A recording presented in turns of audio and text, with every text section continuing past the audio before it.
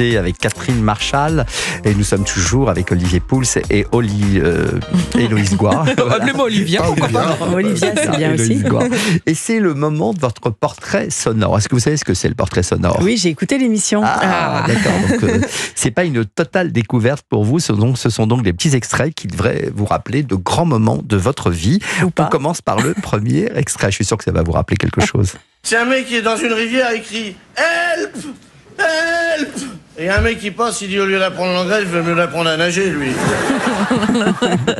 Alors, passion. On a reconnu évidemment Coluche. Ouais. Pourquoi Coluche, alors justement? Je sais pas, je pense que j'apprenais des sketchs par cœur quand j'étais gamine aussi, en plus des chorégraphies de Claude François. Beaucoup de cordes à votre art. Marité Gilbert Carpentier chez vous tous les samedis soirs, quand on venait. Mais oui, comme beaucoup de Français. Vous faisiez des spectacles, vous avez des frères et sœurs, Catherine? J'ai un frère et une sœur, oui, on faisait des spectacles, bien sûr, c'est moi qui décidais de tout, mais... Vous étiez déjà la metteuse en scène du spectacle. On faisait des spectacles, les parents devaient payer pour assister. Bah oui, il fallait bien qu'on se fasse un peu d'argent de poche. Coluche, c'est celui qui vous a un peu inspiré, par exemple. Vous y avez pensé quand vous avez campé le personnage de Gigi dans Un grand cri d'amour? Ah non, j'ai pas pensé à Coluche. J'ai pensé à d'autres comédiennes, Amanda Lear, Ariel Dombal. J'ai pensé à des comédiennes comme ça, à la comédienne. Absolutely Fabulous. Voilà, cette série formidable. Ouais. J'ai pensé à tout ça, mais d'ailleurs qui a été repris en France par, je crois. Balasco et Nathalie Baye, voilà, je cherchais Nathalie Baye. Mais Coluche, comment peut-on chercher Nathalie Baye d'ailleurs? Non, Coluche, c'est des souvenirs de disques vinyles, 45 tours dont je remettais le manche sans arrêt pour réécouter, pour écrire sur un carnet le sketch et puis après l'apprendre par cœur et puis le faire devant mes parents. Je crois que votre famille était grande, férue de théâtre. Votre grand-mère vous emmenait au théâtre? C'est exact, ouais. La première fois que je suis allée au théâtre, j'avais 5-6 ans, voir Le Bourgeois Gentilhomme à la Comédie Française. Et c'est là où je me suis dit, ok, c'est là-bas, je vais être là-bas, pas là, dans la salle, là-bas, dessus. Voilà, il faut emmener vos enfants quand vous aurez des enfants, Héloïse, c'est ce qu'il faut faire, peut-être les initier comme cela je le ferai avec au théâtre, à la culture. Au cinéma, au théâtre, bien sûr. Au livre aussi. Alors, deuxième extrait. On arrive! Oui, on arrive!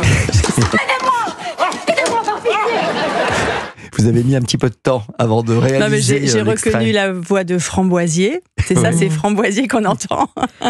Les musclés, salut les musclés. Oui, je l'ai revu il n'y a pas longtemps dans une émission. Donc sur Dorothée, on a fait un bel hommage pour Dorothée. Et j'ai revu cet extrait dont je ne me souvenais plus du tout, parce qu'évidemment, voilà, on ne regarde pas forcément ça tous les jours. Série d'AB Productions, donc c'est votre première apparition à l'écran. Quasiment, la première, je crois même. Ouais. Comment c'est venu? Comment on vous a contacté? Comment vous-même vous êtes retrouvée là? Directrice de casting. Vous étiez déjà dans des cours de théâtre? Oui, c'est ça. J'étais dans les agences de pub, enfin les tout premiers balbutiements du métier, quoi. Faut rappeler qu'à l'époque, c'était énorme, les séries AB Productions. Il y en avait des heures et des heures tous les jours à la télévision. Alors celle-là, je crois qu'elle était la première, et c'était avant même le Miel, enfin avant Hélène et les garçons, c'était bien avant tout ça encore. C'est vraiment la première. Avec les musiciens de Dorothée qui n'étaient pas comédiens du tout. C'est très, très loin de votre univers aujourd'hui, mais... Oui, plus ou moins, finalement. Ouais. Troisième extrait. Entrez. Bonjour, Maître Weber, j'ai été désigné pour visiter Monsieur Chaïevski. Visitez, maître, visitez. Belle femme dans nos murs, ça fait toujours plaisir, même quand elle est très en retard. Problème de transmission au parquet, j'ai été prévenu il y a moins d'1 heure. Monsieur Chaïevski, je suis là pour légitimer vos conditions de détention au cours de la garde à vue. Ça rigole pas, là. J'ai reconnu la voix de François Lévental. Et la vôtre. Et la mienne derrière. Donc c'est Gangster d'Olivier Marchal avec Richard Anconina, qu'on n'entend pas, mais qui est dans la pièce. C'est votre premier rôle au cinéma? Oui. Oui. C'est la première fois que vous jouiez d'ailleurs avec Olivier Marchal. Enfin, qu'Olivier Marchal vous mettait en scène. Oui, exactement. C'est son premier film. Donc voilà. C'est difficile de jouer parce que vous l'avez fait à plusieurs reprises, dans 36 Quai des Orfèvres et dans d'autres, cette fois séries et films. Vous avez déjà été dirigé par Olivier Marchal, qui est donc le papa de vos 4 enfants. C'est difficile de jouer avec quelqu'un avec qui on partage la vie, sa vie? Non, c'est pas difficile parce que on a la même façon de travailler, la même exigence, et ça peut être un peu plus douloureux pour moi, parce qu'il est plus exigeant avec moi qu'avec les autres, ce qui est normal, parce qu'il me connaît beaucoup mieux, et il connaît un peu mes petits trucs, mes facilités, il refuse que je me serve. Donc je dois aller plus loin. quand je suis Vous en avec parlez lui. beaucoup avant ou pendant le tournage? On en parle les deux, ouais. On en parle avant à l'écriture, parce que j'ai beaucoup suivi les écritures de ces scénarios, y compris quand je ne jouais pas dedans. Et après, sur le tournage, oui, j'ai une belle écoute de ce qu'il me demande et on a un échange extrêmement productif et positif sur le travail. Alors, vous avez inversé parfois les rôles parce que vous avez fait un documentaire sur Olivier Marchal aussi. Oui. Et donc, c'est vous qui l'avez dirigé cette fois dans ce documentaire, même si vous racontiez, vous narriez une histoire, son histoire. Oui, il aime bien être dirigé aussi. C'est un acteur très facile à diriger.